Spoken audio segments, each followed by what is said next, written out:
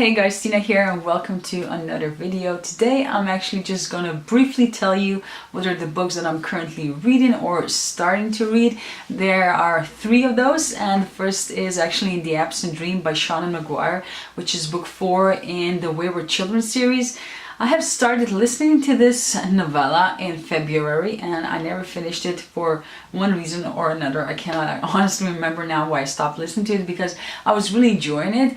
But I think that some traveling was coming up and I just, then time passed and I stopped, and I actually will have to start re-listening to it from the beginning.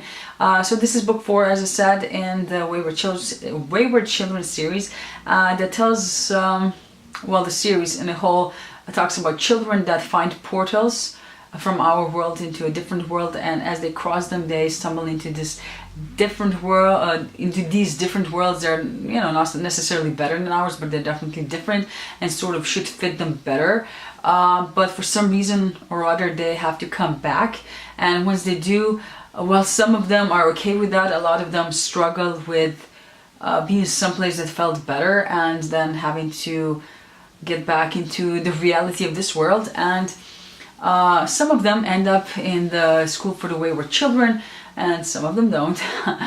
But we basically followed children from that had to go for this experience anyways, and in this one we actually traveled to the Goblin Market that I really enjoyed, from what I've listened to of it, and it revolves around fairness or fair trade and things like that. So actually, I feel from what I listened to that, because book 1 is my favorite in the series so far, and I think this one might be my second favorite, but I have to finish it before I can claim that with any certainty. So the other book that I'm already reading is One Word Kill by Mark Lawrence. I received an ARC of this book over at NetGalley, and I think the book is actually out already, and I think it was already out by the time I received it, so you can go to the store and get it.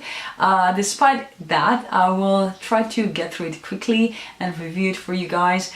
And actually the speed, I don't think it's going to be a problem, because from the snippet that I already read, it's going to be a really fast read. It's a YA book, and it's the beginning of a series called Impossible Times, and I'm really liking it so far. It tells the story of this boy Nick who learns that he's dying. He also has a bunch of friends and they played Dungeons and Dragons together, and soon they realize that the worlds that they play in are not as strange as their actual presence. There's this man that's following Nick, and apparently has some abilities that he's not supposed to have. So I'm really curious, and I'm really looking forward to getting into this book and finishing it.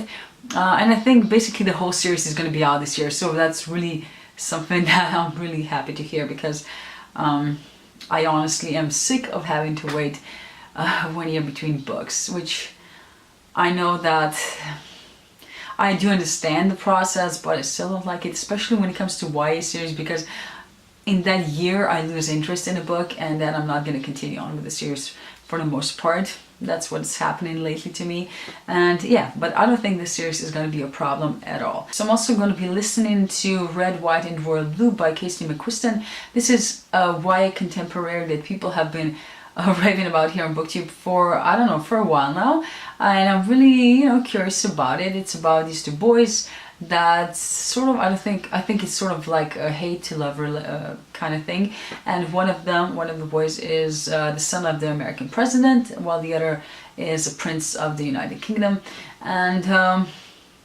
that's basically all I know about it.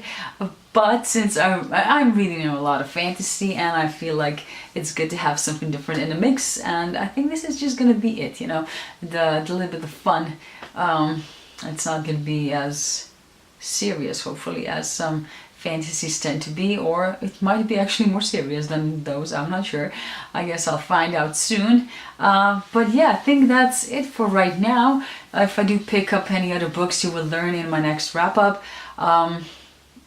I'll see how long these take me, and then see how much time I have left in May, because in June I want to participate in a month-long readathon, so I want to be prepared for that and not have any backlog reading to do. So yeah, anyways, thank you for watching, and see you in my next video. Bye!